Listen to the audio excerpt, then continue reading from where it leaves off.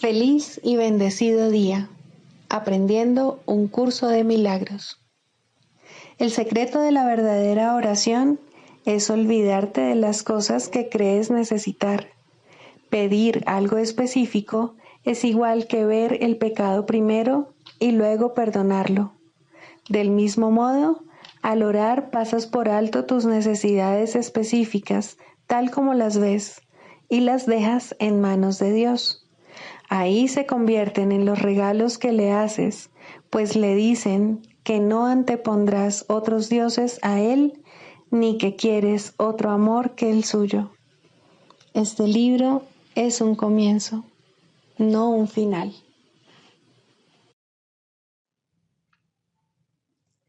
Del prefacio, que postula, párrafo 2. El mundo de la percepción, por otra parte, es el mundo del tiempo, de los cambios, de los comienzos y de los finales. Se basa en interpretaciones, no en hechos. Es un mundo de nacimientos y muertes, basado en nuestra creencia en la escasez, en la pérdida, en la separación y en la muerte. Es un mundo que aprendemos en vez de algo que se nos da. Es selectivo en cuanto al énfasis perceptual, inestable en su modo de operar e inexacto en sus interpretaciones. Introducción. Este es un curso de milagros. Es un curso obligatorio. Solo el momento en que decides tomarlo es voluntario. Tener libre albedrío no quiere decir que tú mismo puedas establecer el plan de estudios. Significa únicamente que puedes elegir lo que quieres aprender en cualquier momento dado. Este curso no pretende enseñar el significado del amor, pues eso está más allá de lo que se puede enseñar. Pretende, no obstante, despejar los obstáculos que impiden experimentar la presencia del amor, el cual es tu herencia natural. Lo opuesto al amor es el miedo, pero aquello que todo lo abarca no puede tener opuestos. Este curso puede, por lo tanto, resumirse muy simplemente de la siguiente manera. Nada real puede ser amenazado. Nada irreal existe. En esto radica la paz de Dios. Capítulo 1. El significado de los milagros. Primero, principios de los milagros. Principio 14. Los milagros dan fe de la verdad. Son convincentes porque proceden de la convicción. Sin convicción, degeneran en magia que es insensata y, por lo tanto, destructiva, o más bien el uso no creativo de la mente. Capítulo 20. La visión de la santidad. Tercero, el pecado como ajuste. La creencia en el pecado es un ajuste, y un ajuste es un cambio, una alteración en la percepción o la creencia de que lo que antes era de una manera, ahora es distinto. Cada ajuste es, por lo tanto, una distorsión y tiene necesidad de defensas que lo sostengan en contra de la realidad. El conocimiento no requiere ajustes y, de hecho, se pierde si se lleva a cabo cualquier cambio o alteración, pues eso lo reduce de inmediato a ser simplemente una percepción, una forma de ver en la que se ha dejado de tener certeza y donde se ha infiltrado la duda. En esta condición deficiente es necesario hacer ajustes porque la condición en sí no es verdad. ¿Quién necesita ajustarse a la verdad si para ser entendida ésta solo apela a lo que uno es? Los ajustes, sean de la clase que sean, siempre forman parte del ámbito del ego, pues la creencia fija del ego es que todas las relaciones dependen de que se hagan ajustes para así hacer de ellas lo que Él quiere que sean. Las relaciones directas en las que no hay interferencia, Él siempre las considera peligrosas. El ego se ha nombrado a sí mismo mediador de todas las relaciones y hace todos los ajustes que cree necesarios y los interpone entre aquellos que se han de conocer a fin de mantenerlos separados e impedir su unión. Esta planeada interferencia es lo que hace que te resulte tan difícil reconocer tu santa relación tal como es. Los que son santos no interfieren en la verdad, no le tienen miedo, pues en la verdad es donde reconocen su santidad y donde se regocijan debido a lo que ven. La contemplan directamente, sin tratar de adaptarse a ella ni de que ella se adapte a ellos, y así se dan cuenta de que se encontraba en ellos, al no haber decidido de antemano dónde debería estar. El hecho mismo de que ellos la busquen plantea una pregunta, y lo que ven es lo que les responde. Tú fabricas el mundo y luego te adaptas a él y haces que él se adapte a ti. Y no hay ninguna diferencia entre él y tú en tu percepción, la cual os inventó a los dos. Todavía queda una pregunta por contestar, la cual es muy simple. ¿Te gusta lo que has fabricado? Un mundo de asesinatos y de ataque por el que te abres paso tímidamente en medio de constantes peligros, solo y temeroso, esperando a lo sumo a que la muerte se demore un poco antes de que se abalance sobre ti y desaparezcas. Todo eso son fabricaciones tuyas. Es un cuadro de lo que tú crees ser, de cómo te ves a ti mismo. Los asesinos están aterrorizados y los que matan tienen miedo de la muerte. Todas estas cosas no son sino los temibles pensamientos de aquellos que se amoldan a un mundo que se ha vuelto temible debido a los ajustes que ellos mismos hicieron, y lo contemplan con pesar desde su propia tristeza interior y ven la tristeza en él. ¿Te has preguntado alguna vez cómo es realmente el mundo y qué aspecto tendría si se contemplase con ojos felices? El mundo que ves no es sino un juicio con respecto a ti mismo. No existe en absoluto. Tus juicios, no obstante, le imponen una sentencia, la justifican y hacen que sea real. Ese es el mundo que ves, un juicio contra ti mismo que tú mismo has emitido. El ego protege celosamente esa imagen enfermiza de ti mismo, pues esa es su imagen y lo que él ama, y la proyecta sobre el mundo. Y tú te ves obligado a adaptarte a ese mundo mientras sigas creyendo que esa imagen es algo externo a ti y que te tiene a su merced. Este mundo es despiadado, y si se encontrase fuera de ti, tendrías ciertamente motivos para estar atemorizado. Pero fuiste tú quien hizo que fuese inclemente, y si ahora esa inclemencia parece volverse contra ti, puede ser corregida. ¿Quién que se encuentre en una relación santa podría seguir siendo no santo por mucho más tiempo? El mundo que ven los santos es uno con ellos, de la misma forma en que el mundo que ve el ego es semejante a él. El mundo que ven los santos es hermoso, porque lo que ven en él es su propia inocencia.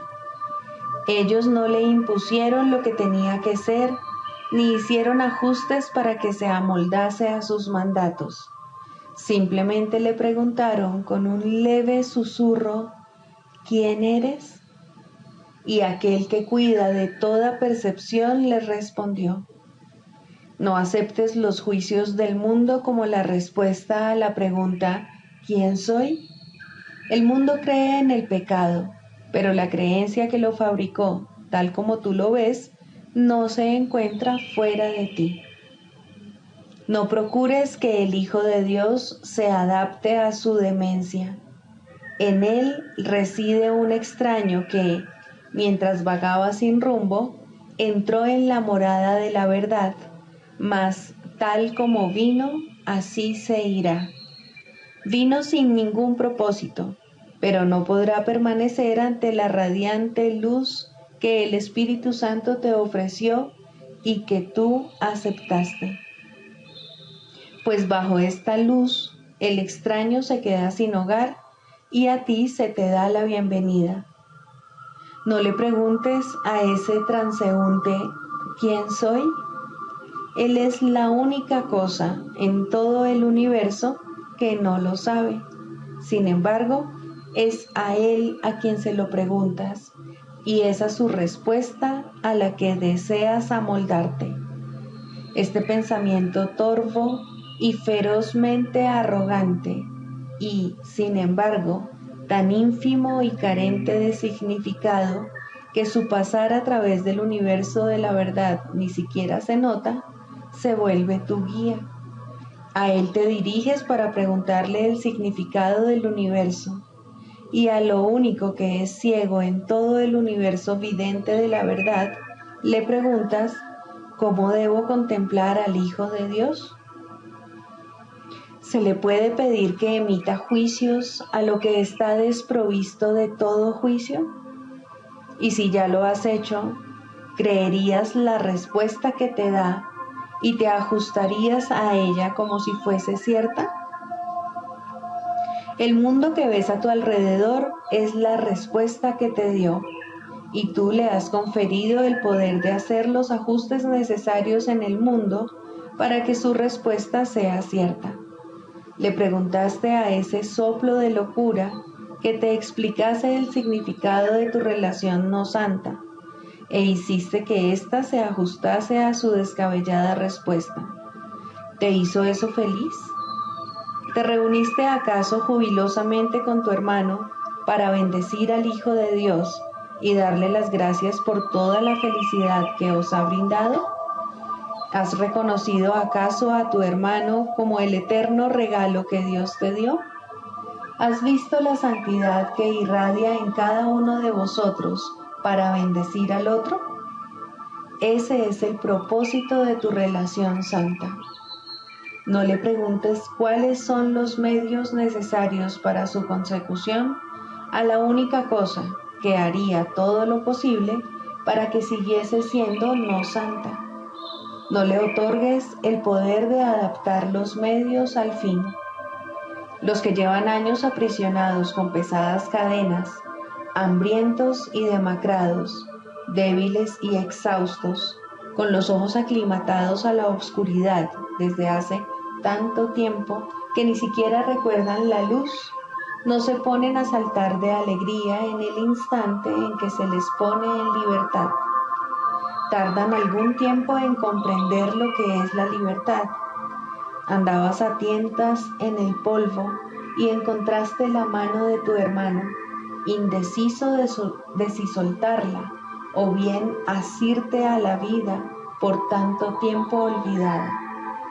Agárrate aún con más fuerza y levanta la vista para que puedas contemplar a tu fuerte compañero, en quien reside el significado de tu libertad. Él parecía estar crucificado a tu lado, sin embargo, su santidad ha permanecido intacta y perfecta, y con él a tu lado. Este día entrarás en el paraíso y conocerás la paz de Dios. Eso es lo que mi voluntad dispone para ti y para tu hermano, y para cada uno de vosotros con respecto al otro y con respecto a sí mismo. Ahí solo se puede encontrar santidad y unión sin límites, pues, ¿qué es el cielo sino unión directa y perfecta y sin el velo del temor sobre ella? Ahí somos uno, y ahí nos contemplamos a nosotros mismos y el uno al otro con perfecta dulzura. Ahí no es posible ningún pensamiento de separación entre nosotros. Tú que eras un prisionero en la separación, eres ahora libre en el paraíso, y allí me uniré a ti, que eres mi amigo, mi hermano y mi propio ser. El regalo que le has hecho a tu hermano me ha dado la certeza de que pronto nos uniremos. Comparte pues esta fe conmigo y no dudes de que está justificada. En el amor perfecto no hay cabida para el miedo, porque el amor perfecto no conoce el pecado y solo puede ver a los demás como se ve a sí mismo. Si mira dentro de sí mismo con caridad, ¿qué podría inspirarle temor afuera? Los inocentes ven seguridad y los puros de corazón ven a Dios en su Hijo y apelan al Hijo para que Él los guíe al Padre. ¿Y a qué otro lugar querrían ir sino allí donde anhelan estar? Tú y tu hermano os conduciréis el uno al otro hasta el Padre, tan irremediablemente como que Dios creó santo a su Hijo y así lo conservó. En tu hermano se encuentra la luz de la eterna promesa de inmortalidad que Dios te hizo. No veas pecado en él y el miedo no podrá apoderarse de ti.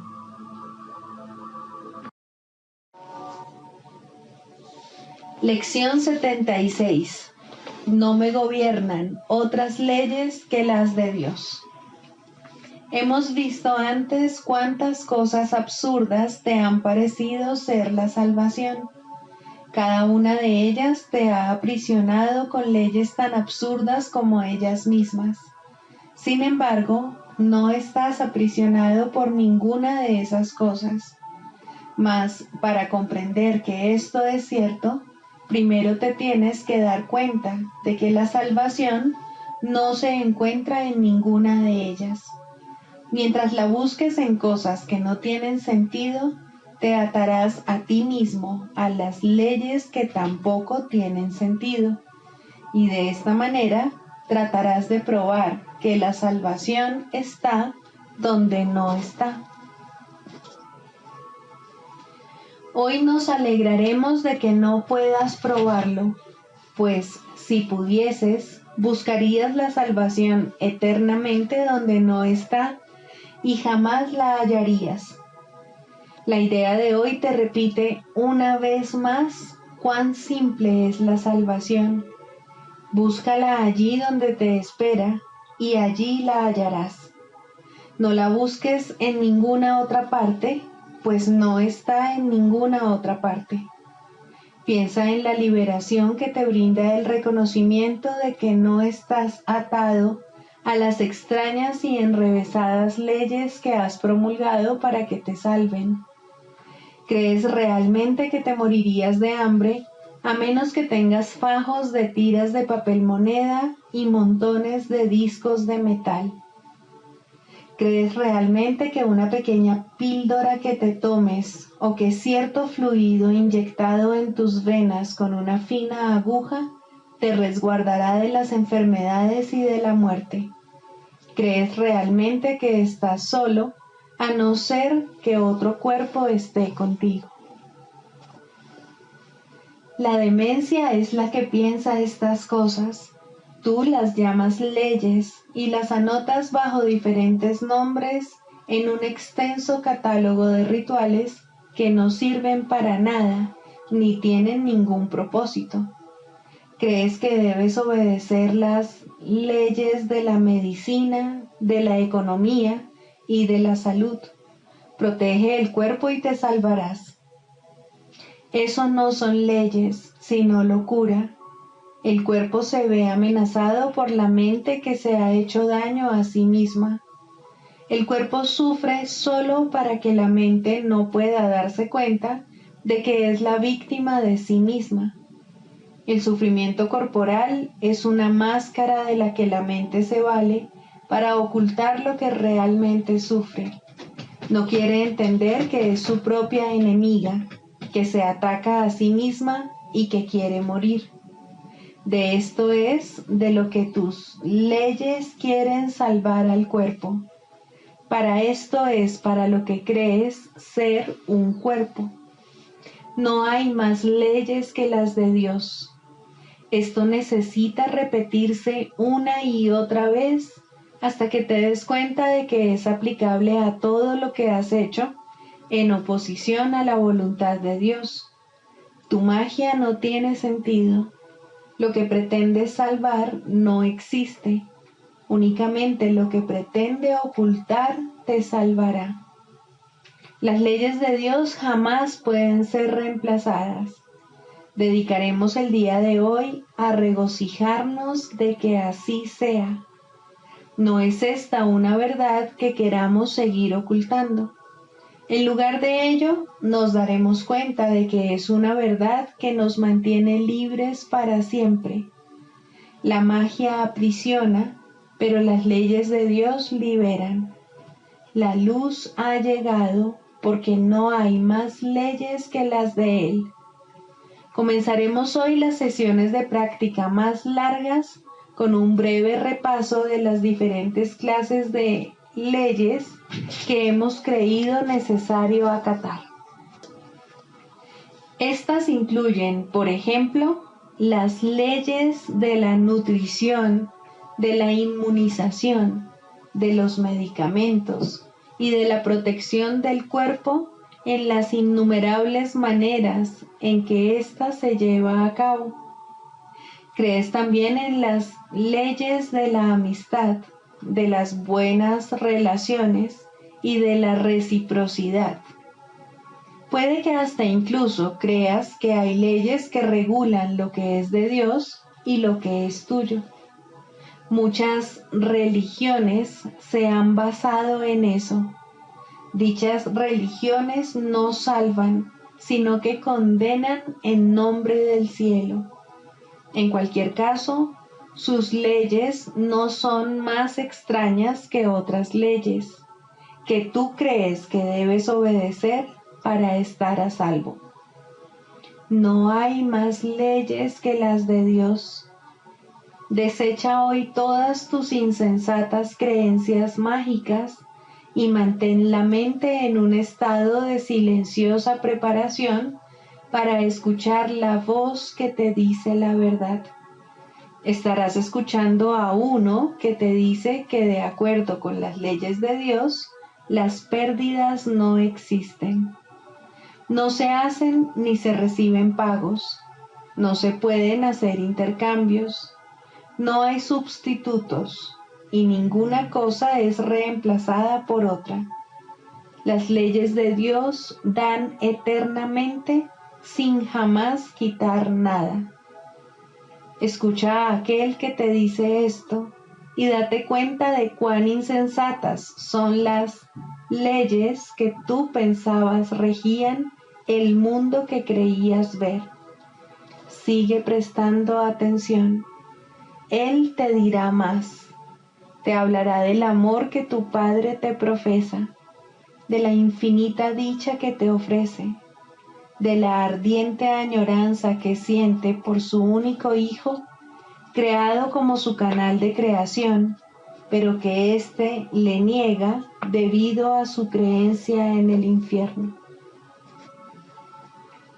Abramos hoy los canales de Dios y permitamos que su voluntad se extienda a través de nosotros hasta Él. De esa manera es como la creación se expande infinitamente. Su voz nos hablará de esto, así como de los gozos del cielo que sus leyes mantienen por siempre ilimitados. Repetiremos la idea de hoy hasta que hayamos escuchado y comprendido que no hay más leyes que las de Dios. Después nos diremos a nosotros mismos, a modo de dedicatoria, con la cual concluye la sesión de práctica: no me gobiernan otras leyes que las de Dios. Repetiremos hoy esta dedicatoria tan a menudo como sea posible, por lo menos 4 o 5 veces por hora, así como en respuesta a cualquier tentación de sentirnos sujetos a otras leyes a lo largo del día. Es nuestra declaración de que estamos a salvo de todo peligro y de toda tiranía. Es nuestro reconocimiento de que Dios es nuestro Padre y de que su Hijo se ha salvado. Del Manual para el Maestro, pregunta 4. ¿Cuáles son las características de los maestros de Dios? 7. Generosidad. La palabra generosidad tiene un significado especial para el Maestro de Dios. No es el significado usual de la palabra. De hecho, es un significado que tiene que aprenderse, y aprenderse muy bien. Al igual que todos los demás atributos de los maestros de Dios, esta se basa, a fin de cuentas, en la confianza, puesto que sin confianza nadie puede ser generoso en el verdadero sentido de la palabra. Para el mundo, generosidad significa dar en el sentido de perder. Para los maestros de Dios, generosidad significa dar en el sentido de conservar. Se ha hecho hincapié en esta idea a lo largo del texto, así como en el libro de ejercicios, pero tal vez sea más extraña para el pensamiento del mundo que muchas de las otras ideas de nuestro programa de estudios. Lo que la hace más extraña es el hecho de que es obviamente lo opuesto a la manera de pensar del mundo. De la manera más clara posible y en el más simple de los niveles, la palabra significa exactamente lo opuesto para los maestros de Dios que para el mundo. El maestro de Dios es generoso en interés propio, pero no nos referimos aquí al interés propio del ser del que el mundo habla. El maestro de Dios no quiere nada que él no pueda dar, pues se da cuenta de que, por definición, ello no tendría ningún valor para él. ¿Para qué lo iba a querer? Solo podría perder por su causa, no podría ganar nada. Por lo tanto, no busca nada que sea solo para él, ya que eso sería la garantía de que lo perdería. No quiere sufrir, porque entonces iba a querer buscarse dolor, pero sí quiere conservar todas las cosas que son de Dios y que, por ende, son para su Hijo. Esas son las cosas que le pertenecen. Esas sí que las puede dar con verdadera generosidad, conservándolas de este modo para sí mismo eternamente.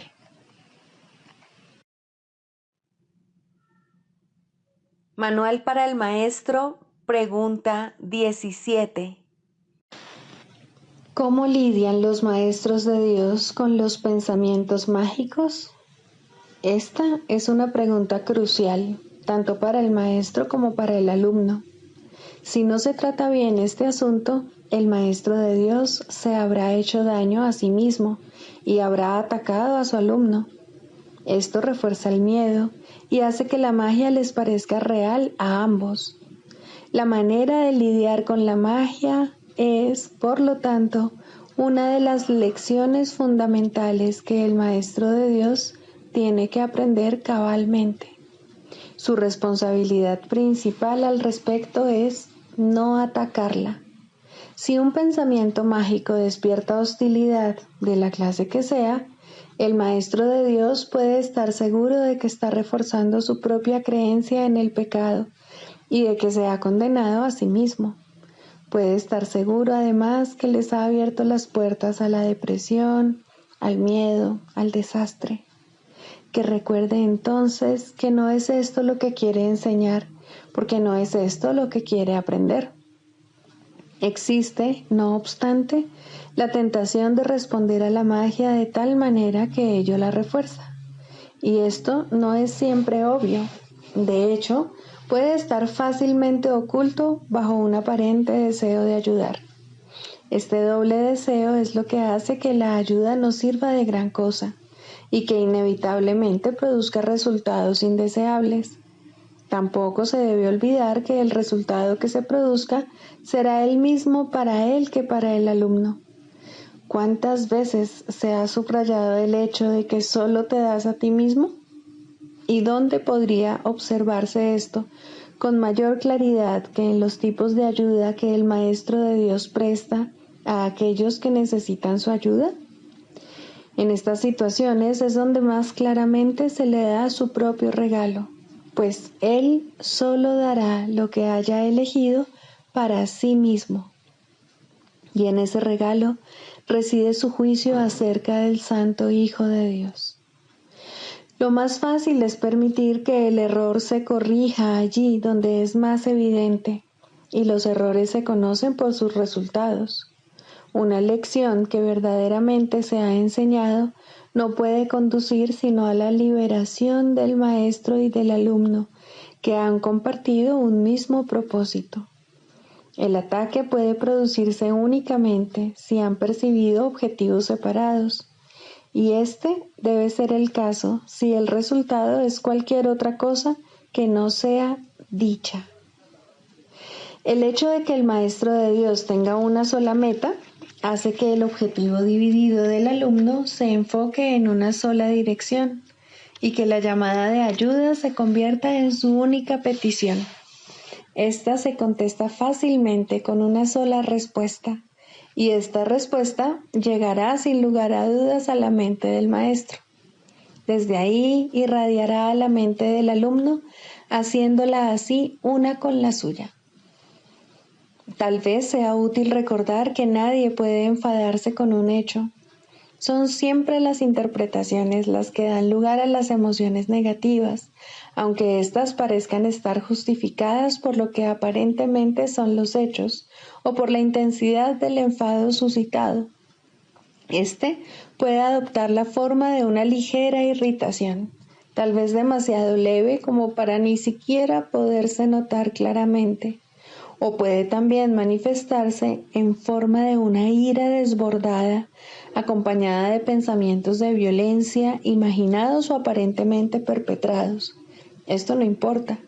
Estas reacciones son todas lo mismo. Ponen un velo sobre la verdad, y esto no puede ser nunca una cuestión de grados. O bien la verdad es evidente o no lo es.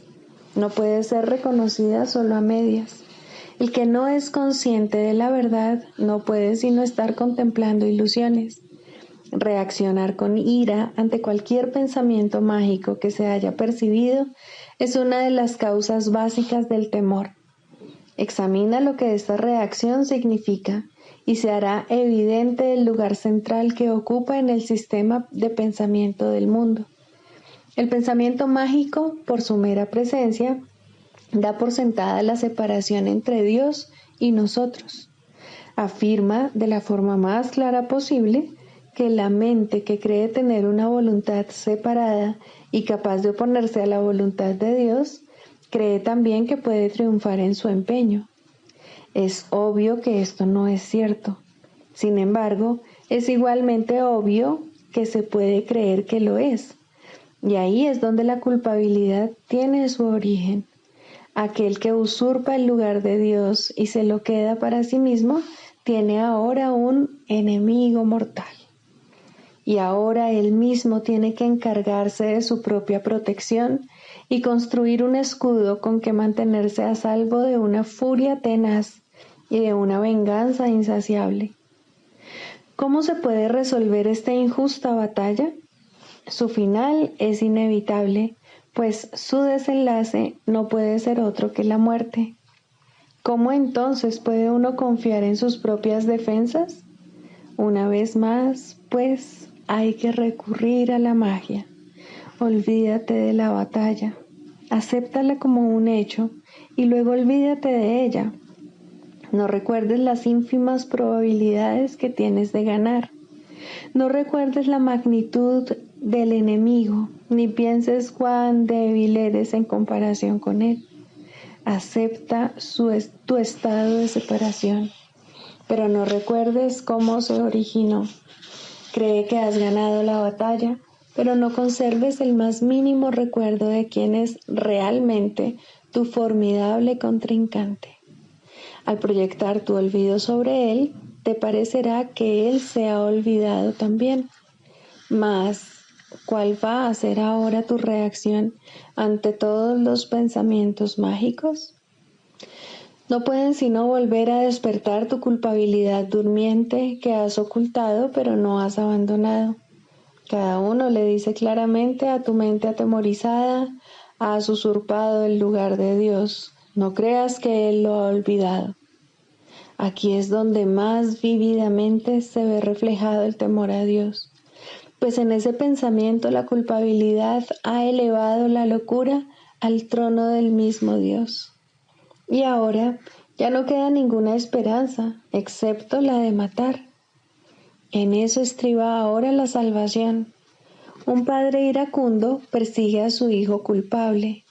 Mata o te matarán, pues estas son las únicas alternativas que tienes. Más allá de ellas, no hay ninguna otra, pues lo que pasó es irreversible. La mancha de sangre no se puede quitar y todo el que lleva esta mancha sobre sí está condenado a morir. A esta situación sin esperanzas, Dios envía a sus maestros, quienes traen consigo la luz de la esperanza directamente desde Él. Hay una manera de escapar que se puede aprender y enseñar, pero requiere paciencia y una gran dosis de buena voluntad. Una vez que esto se ha alcanzado, la obvia simplicidad de la lección resalta como una luz blanca y brillante, contrapuesta a un horizonte negro, pues eso es lo que es. Dado que la ira procede de una interpretación y no de un hecho, nunca está justificada.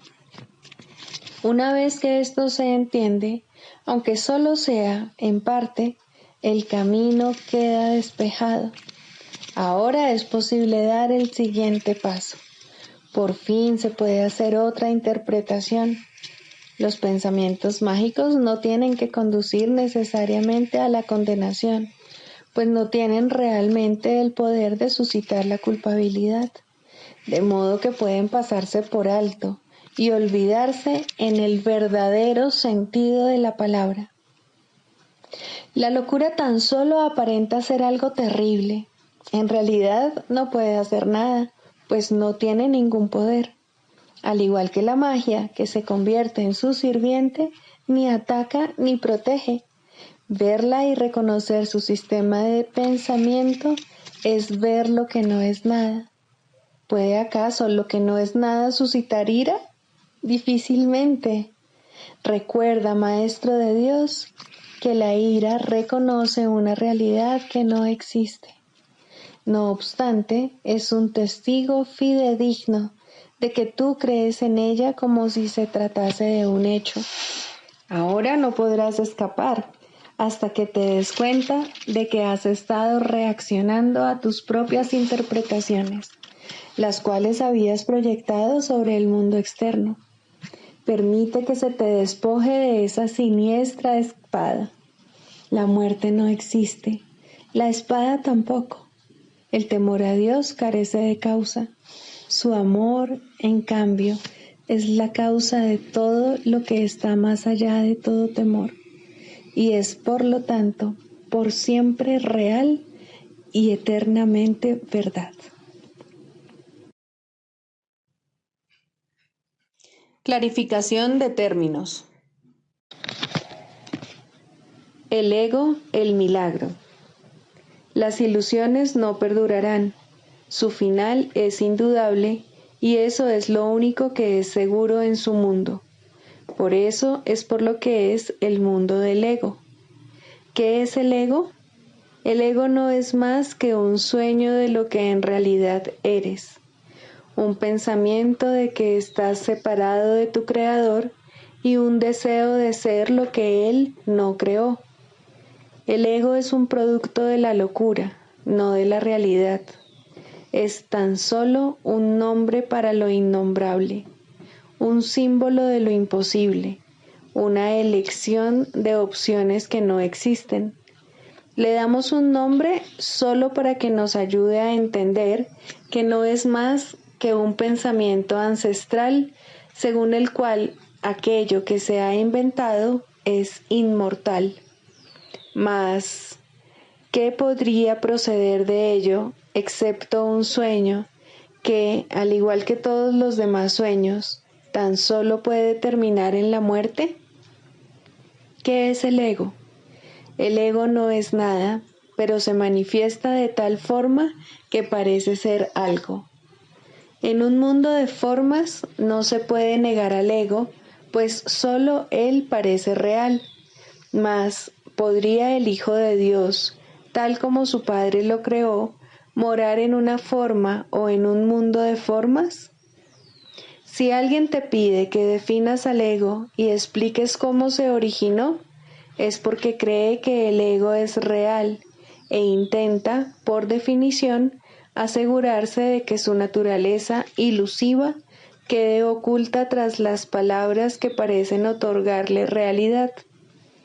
Ninguna definición que se haya hecho de una mentira puede hacer que ésta sea verdad, ni tampoco puede haber una verdad que las mentiras puedan realmente ocultar.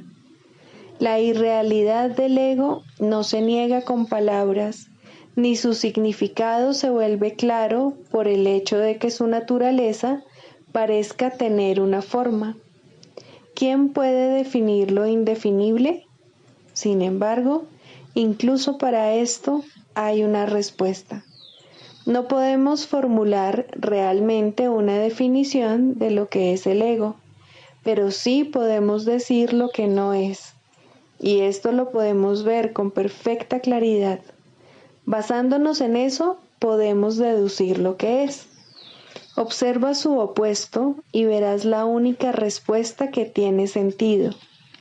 A lo opuesto al ego, desde cualquier punto de vista, origen, efectos y consecuencias, le llamamos milagro. En él encontramos todo lo que no tiene que ver con el ego en este mundo. El milagro es lo opuesto al ego, y solo en él podemos observar lo que era el ego, pues en él vemos lo que éste aparentemente hacía, y la causa y sus efectos no pueden sino seguir siendo una misma cosa. Donde antes había obscuridad, ahora veremos luz. ¿Qué es el ego? Lo que antes era la obscuridad. ¿Dónde está el ego? Donde antes estaba la oscuridad. ¿Qué es ahora y dónde puede encontrársele? No es nada y no se le puede encontrar en ninguna parte. Ahora la luz ha llegado y su opuesto se ha ido sin dejar ni rastro. Donde antes había maldad, ahora hay santidad. ¿Qué es el ego? Lo que antes era maldad. ¿Dónde está el ego? En una pesadilla que solo parecía ser real mientras la estabas soñando. Donde antes había crucifixión, ahora está el Hijo de Dios. ¿Qué es el ego? ¿Quién tiene necesidad de preguntar? ¿Dónde está el ego? ¿Quién necesita ir en busca de ilusiones ahora que los sueños han desaparecido? ¿Qué es un milagro? Un milagro es un sueño también, pero si observas todos los aspectos de ese sueño, jamás volverás a dudar. Observa el bondadoso mundo que se extiende ante ti mientras caminas envuelto en mansedumbre. Observa a los ayudantes que encuentras a lo largo del camino que recorres, felices ante la certeza del cielo y la garantía de paz. Y observa también, por un instante, lo que por fin dejaste atrás y finalmente pasaste de largo. Esto es lo que era el ego, el odio cruel, la necesidad de venganza y los gritos de dolor, el miedo a la muerte y el deseo de matar, la ilusión de no tener hermanos y el yo que parecía estar solo en el universo. El milagro corrige este terrible error con respecto a ti mismo, con la misma dulzura con la que una madre amorosa adormece con su canto a su criatura. ¿No preferirías escuchar un canto así? ¿No contestaría ese canto todo lo que pensabas preguntar, haciendo incluso que la pregunta dejase de tener sentido? Tus preguntas no tienen respuesta, ya que han sido planteadas para acallar la voz de Dios, la cual nos hace a todos una sola pregunta. ¿Estás listo ya para ayudarme a salvar el mundo? Pregunta esto en vez de preguntar qué es el ego, y verás un súbito resplandor envolver al mundo que el ego fabricó. Ahora no se le niega a nadie ningún milagro. El mundo se ha salvado de todo lo que tú pensabas que era, y lo que es ha sido siempre absolutamente puro y jamás ha sido condenado. El milagro perdona, el ego condena. No se necesita ninguna otra definición para ninguno de ellos excepto esta. Mas, ¿qué definición podría ser más cierta o estar más a tono con lo que es la salvación? Con esto, el problema y la respuesta se llevan una al lado del otro, y al estar finalmente juntos, la elección es obvia. ¿Quién elegiría el infierno de reconocer que eso es lo que está eligiendo? ¿Y quién no seguiría adelante un poco más cuando le ha sido dado comprender que el camino es corto y que el cielo es su meta? Psicoterapia. Primero, el propósito de la psicoterapia. Muy sencillamente, el propósito de la psicoterapia es eliminar los obstáculos a la verdad. Su objetivo es ayudar al paciente a abandonar su fijo sistema ilusorio y comenzar a reconsiderar las espurias relaciones causa-efecto sobre las cuales descansa este sistema. Nadie en este mundo se escapa del miedo, pero todo el mundo puede reconsiderar sus causas y aprender a evaluarlas correctamente.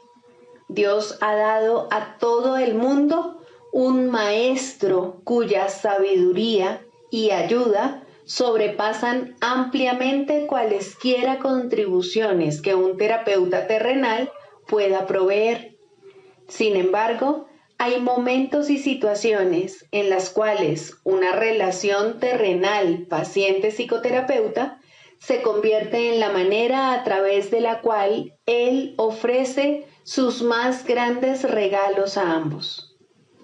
¿Qué mejor propósito podría una relación tener que el de invitar al Espíritu Santo a entrar en ella y dar su propio gran regalo de regocijo?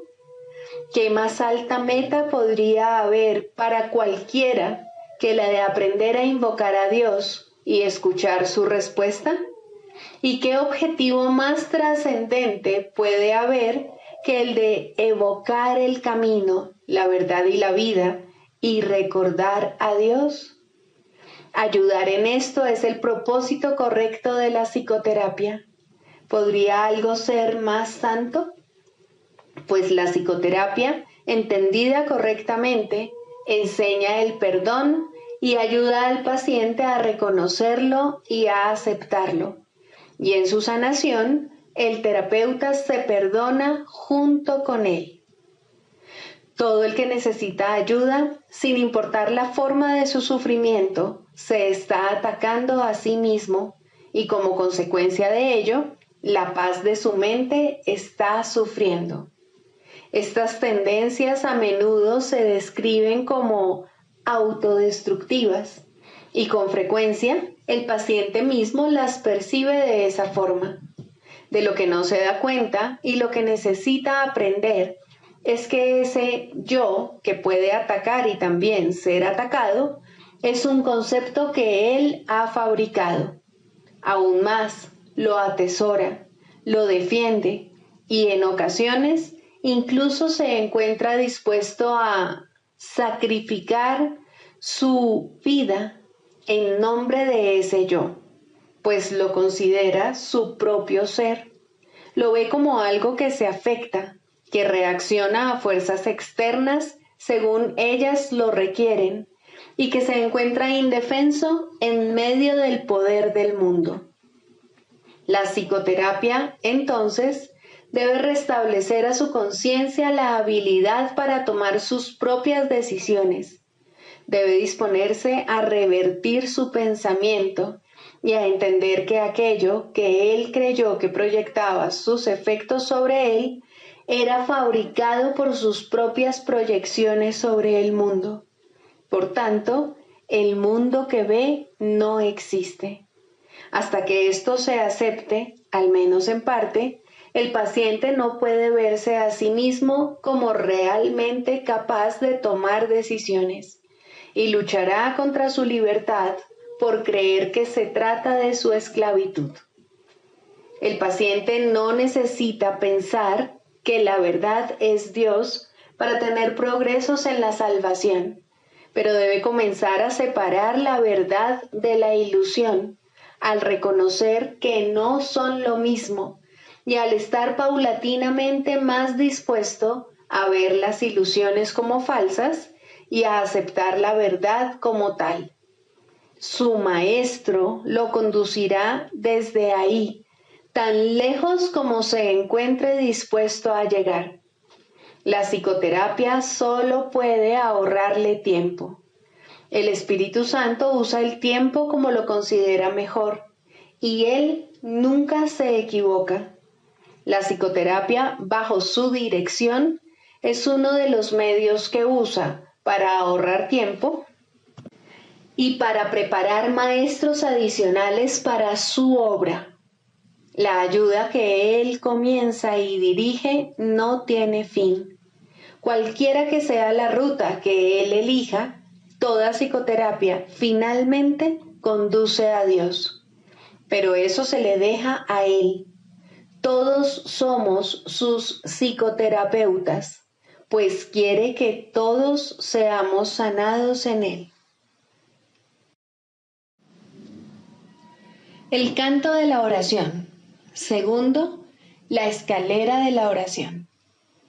La oración no tiene principio ni fin, es parte de la vida, pero sí cambia de forma y crece a medida que uno va aprendiendo hasta que alcanza su estado amorfo y se funde en una comunicación total con Dios. En su aspecto peticionario, no necesita apelar a Dios, que de hecho rara vez se hace, y ni siquiera entraña creencia alguna en Él. En estos niveles, la oración es un simple desear que surge de un sentido de carencia y escasez. Estas formas de oración o de pedir desde la necesidad siempre entrañan un sentimiento de debilidad e insuficiencia. Nadie, pues, que esté seguro de su identidad, podría orar de esta manera. Pero no es menos cierto que nadie que no tenga certeza sobre su identidad puede evitar hacerlo. La oración es tan continua como la vida. Todo el mundo ora sin cesar. Pide y ya has recibido, pues has determinado qué es lo que quieres. Es posible, asimismo, alcanzar una forma más elevada de pedir desde la necesidad, puesto que en este mundo la oración es reparadora y, por lo tanto, entraña niveles de aprendizaje. En este caso, la petición puede ser dirigida a Dios con verdadera fe, pero aún sin comprensión. Por lo general, se ha alcanzado un vago y con frecuencia inestable sentido de identificación con Él, pero tiende a estar desenfocado por un sentimiento de pecado profundamente arraigado. En este nivel es posible que se sigan pidiendo cosas mundanas en variedad de formas, como también es posible pedir dones tales como la bondad o la honestidad y, en particular, perdón para las muchas fuentes de culpa que inevitablemente yacen bajo cualquier oración procedente de la necesidad. Sin culpa no hay escasez. Quien está libre de pecado no tiene necesidades. En este nivel surge también esa curiosa contradicción de términos conocida como orar por nuestros enemigos. La contradicción no se encuentra en las palabras mismas, sino más bien en la manera en que usualmente se interpretan. Mientras creas tener enemigos, habrás limitado tu oración a las leyes del mundo y habrás limitado también tu capacidad para recibir y para aceptar a esos mismos estrechos márgenes. Sin embargo, si tienes enemigos, tienes necesidad de oración y una gran necesidad, por cierto. Entonces, ¿qué significa realmente la frase? Significa que debes orar por ti para que no busques aprisionar a Cristo y así perder el reconocimiento de tu propia identidad.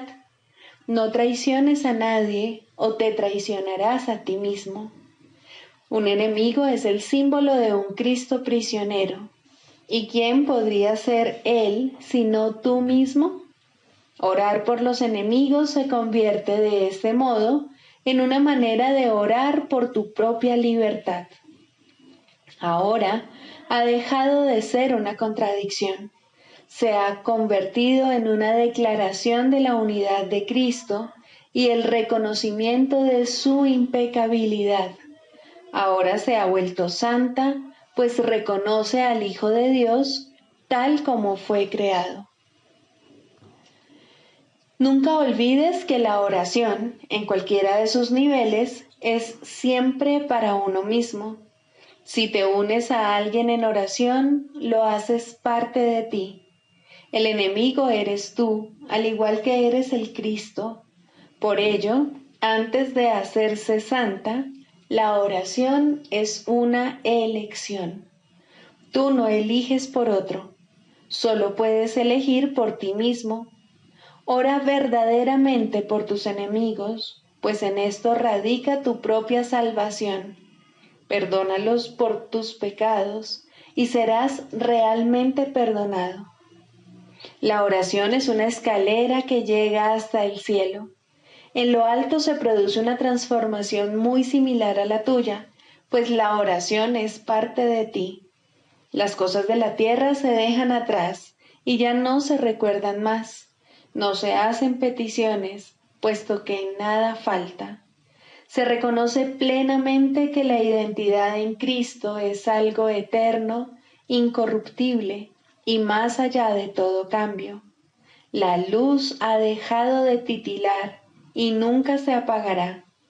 Ahora, sin necesidades de ninguna clase y revestida por siempre de la pura impecabilidad que es el regalo de Dios para ti, su Hijo, la oración puede convertirse otra vez en aquello para lo que se concibió, pues ahora se eleva cual canto de gratitud a tu Creador, sin palabras, pensamientos o vanos deseos, y sin necesidad de nada en absoluto.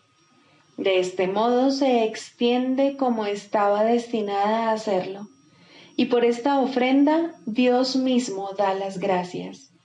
Dios es la meta de toda oración, lo cual la hace eterna en vez de temporal.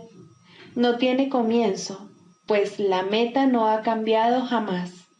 La oración, en las formas que adopta inicialmente, es una ilusión, ya que no se necesita escalera alguna para llegar hasta aquello de lo que uno nunca se alejó.